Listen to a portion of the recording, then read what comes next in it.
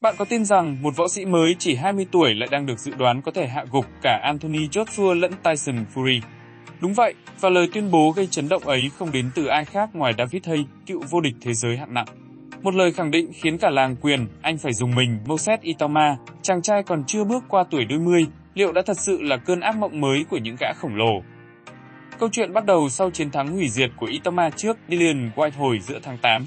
Đó không chỉ là một trận đấu, mà còn là lời tuyên bố với toàn bộ hạng nặng rằng một thế hệ mới đã xuất hiện.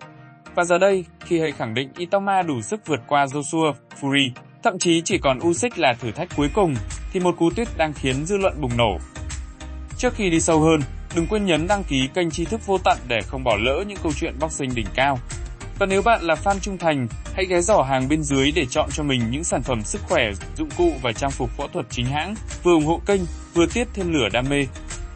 Moses Itama, ngôi sao 20 tuổi của làng quyền Anh hạng nặng, đã bắt đầu hành trình chuyên nghiệp của mình ở tuổi 18 và ngay lập tức tạo nên một hiệu ứng mạnh mẽ chưa từng có. Với một chuỗi 13 trận toàn thắng, trong đó có tới 11 trận kết thúc bằng knockout, tên tuổi của Itama nhanh chóng trở thành một mối đe dọa thực sự đối với mọi võ sĩ kỳ cựu. Sức mạnh và kỹ năng của anh được thể hiện một cách gần như siêu thực qua chuỗi 9 trận đấu gần nhất, khi tất cả các đối thủ đều gục ngã ngay trong hiệp 1. Đỉnh cao của sự nghiệp non trẻ này chính là trận đấu với Dillian Whyte, một cựu ứng viên vô địch thế giới và là một võ sĩ dày dạn kinh nghiệm từng nhiều lần khiến các tay đấm hàng đầu phải chật vật. Nhưng trước Itama, Whyte dường như bất lực hoàn toàn. Chỉ trong vài phút ngắn ngủi, những cú đấm chính xác và tàn bạo của Itama đã khiến cả khán đài gần như lặng đi vì kinh ngạc. Người hâm mộ quyền Anh chưa từng chứng kiến một sự áp đảo nhanh gọn đến vậy từ một võ sĩ trẻ tuổi như Moses Itama. Khoảnh khắc hạ gục Dillian Whyte không chỉ là một chiến thắng, mà còn là một lời tuyên bố đanh thép, mở ra một cuộc tranh luận nảy lửa trong giới chuyên môn và người hâm mộ liệu Itama có thực sự đã sẵn sàng để bước chân vào nhóm tinh hoa của hạng nặng. Và rồi David Haye, một cựu vô địch hạng nặng, người hiểu rõ những khắc nghiệt của đỉnh cao, đã đưa ra một phát ngôn gây sốc nhưng đầy thuyết phục, cậu ấy đánh bại tất cả, trừ Usyk. Với Haye, Alexander Usyk là ngoại lệ duy nhất nhờ vào 2 chiến thắng thuyết phục trước Tyson Fury và Anthony Joshua, củng cố vị thế của anh như một nhà vô địch tuyệt đối. Ngoài Usyk ra, không một ai trong số những tay đấm hàng đầu có thể ngăn cản Moses Itama trên con đường tiến đến ngôi vương. Phát biểu này ngay lập tức tạo nên một làn sóng dữ dội trên mạng xã hội. Nhiều người hâm mộ ủng hộ quan điểm của Haye, tin rằng đó chỉ là sự thật hiển nhiên khi chứng kiến màn trình diễn hủy diệt của Itama. Tuy nhiên, một bộ phận khác lại phản ứng gay gắt, cho rằng Itama mới chỉ ở giai đoạn khởi đầu, chưa gặp đủ những thử thách xứng tầm để có thể so sánh với những huyền thoại đương đại như Anthony Joshua, tay đấm từng 2 lần giữ đai vô địch, hay Tyson Fury, ông vua bất bại suốt gần một thập kỷ trước khi để thua Usyk. Dư luận chia rẽ, nhưng tất cả đều phải công nhận một điều, Itama đã bước vào cuộc chơi của những gã khổng lồ nhanh hơn bất kỳ ai. Để hiểu rõ hơn về sự so sánh đầy táo bạo này, chúng ta cần nhìn lại hành trình của Anthony Joshua và Tyson Fury. Ở tuổi 20, Anthony Joshua thậm chí còn chưa bước vào con đường quyền Anh chuyên nghiệp. Anh chỉ thực sự bắt đầu tỏa sáng sau khi giành huy chương vàng Olympic London 2012 và mất thêm 4 năm nữa để giành được chiếc đai vô địch thế giới đầu tiên.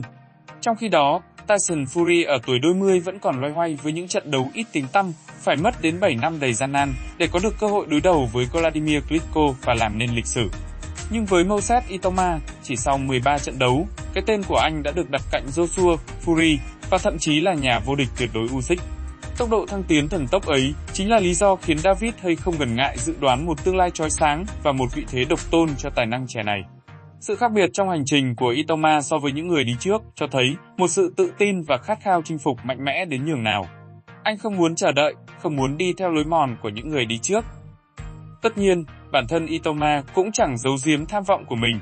Ngay sau khi hạ gục Dillian Whyte, anh đã gửi một lời thách đấu công khai tới Alexander Usyk. Một hành động táo bạo đầy liều lĩnh, nhưng cũng là một minh chứng rõ ràng cho sự tự tin gần như tuyệt đối của nhà vô địch trẻ. Đáp lại, Usyk đã dành những lời khen ngợi cho Itama, cho rằng anh có đủ tiềm năng để tiến xa, nhưng đội ngũ của ông lại tỏ ra hết sức thận trọng. Với họ, việc một ngôi sao trẻ chưa đầy 20 tuổi thách thức một nhà vô địch tuyệt đối ở thời điểm hiện tại là quá sớm và có thể hủy hoại cả một sự nghiệp nếu thất bại. Tuy nhiên, bất chấp những lời cảnh báo, Itama vẫn giữ vững lập trường của mình.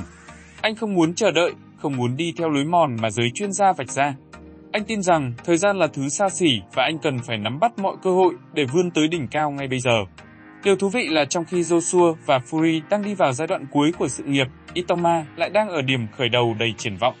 Anthony Joshua đã thua 3 lần, trong đó có 2 lần trước Usyk và hiện vẫn loay hoay tìm lại phong độ đỉnh cao.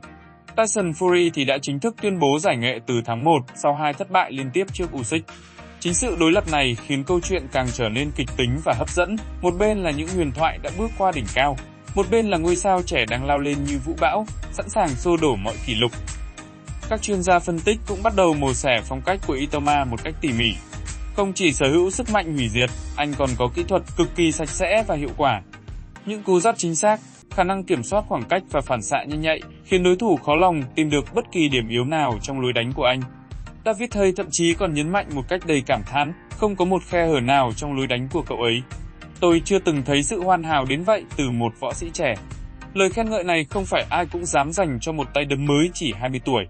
Sự hoàn hảo trong kỹ thuật kết hợp với sức mạnh tự nhiên đã tạo nên một moveset Itama gần như không thể cản phá. Phản ứng của người hâm mộ trên mạng xã hội càng khiến câu chuyện trở nên nóng hơn. Trên Twitter, nhiều tài khoản chế giễu Tyson Fury cho rằng Gypsy King sẽ không bao giờ dám trở lại sàn đấu nếu phải đối mặt với một đối thủ đáng sợ như Itama. Một số khác lại thúc giục Anthony Joshua hãy nhận trận đấu để chứng minh anh vẫn còn là một kẻ thách thức hàng đầu, một vị vua thực sự của quyền Anh quốc. Các diễn đàn quyền Anh quốc tế thì chia rẽ sâu sắc, một nửa tin vào sự trỗi dậy không thể ngăn cản của thế hệ mới. Nửa còn lại cảnh báo rằng lịch sử đã chứng kiến không ít tài năng trẻ gục ngã quá sớm vì tham vọng bồng bột. Dẫu vậy, Itama dường như không hề nao núng trước những áp lực và kỳ vọng khổng lồ. Với anh, thời gian chỉ là yếu tố phụ, điều quan trọng nhất là chứng minh bản thân trên võ đài bằng những chiến thắng thuyết phục. Anh từng nói, tôi không muốn chờ đến 28 hay 30 tuổi mới giành được đai vô địch. Tôi muốn trở thành nhà vô địch ngay bây giờ. Chính sự khao khát mãnh liệt và đầy bản năng ấy khiến khán giả vừa ngưỡng mộ, vừa lo sợ. Liệu tham vọng quá sớm có thiêu cháy chặng đường sự nghiệp của anh, hay sẽ biến moveset Itama thành huyền thoại trẻ tuổi nhất trong lịch sử hạng nặng? Trong khi đó, các nhà tổ chức sự kiện quyền Anh đang bắt đầu tính toán những kịch bản bom tấn cho tương lai. Một trận đấu giữa moveset Itama và Anthony Joshua có thể trở thành sự kiện lớn nhất lịch sử quyền Anh nước Anh, thu hút hàng chục nghìn khán giả tại sân vận động Wembley. Còn nếu Tyson Fury thay đổi ý định giải nghệ, sự trở lại của anh để đối đầu với Itama sẽ là một màn kịch đỉnh cao mà không một người hâm mộ nào dám bỏ lỡ.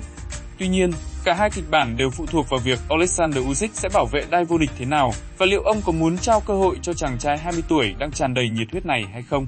Tương lai của moveset Itama vẫn là một dấu hỏi lớn, nhưng chắc chắn rằng anh đã trở thành một hiện tượng, một cái tên mà cả thế giới quyền Anh phải dõi theo từng bước. Vậy là, từ một võ sĩ trẻ tuổi còn đang gây dựng tên tuổi, moveset Itama nay đã trở thành tâm điểm của những cuộc tranh luận toàn cầu. David Haye có thể đúng, có thể sai, nhưng chắc chắn một điều Itama đã gieo rắc sự tò mò và cả nỗi sợ hãi cho cả một thế hệ võ sĩ kỳ cựu. Liệu anh có thực sự lật đổ Joshua, Fury và thậm chí cả Usyk để viết nên chương mới của quyền Anh hạng nặng? Câu trả lời vẫn còn ở phía trước và có lẽ chính các bạn sẽ là những người chứng kiến lịch sử. Theo bạn, Itama đã thực sự sẵn sàng cho ngai vàng hạng nặng hay vẫn chỉ là một hiện tượng nhất thời? Hãy để lại ý kiến dưới phần bình luận và chúng ta sẽ tiếp tục phân tích sâu hơn trong video tới.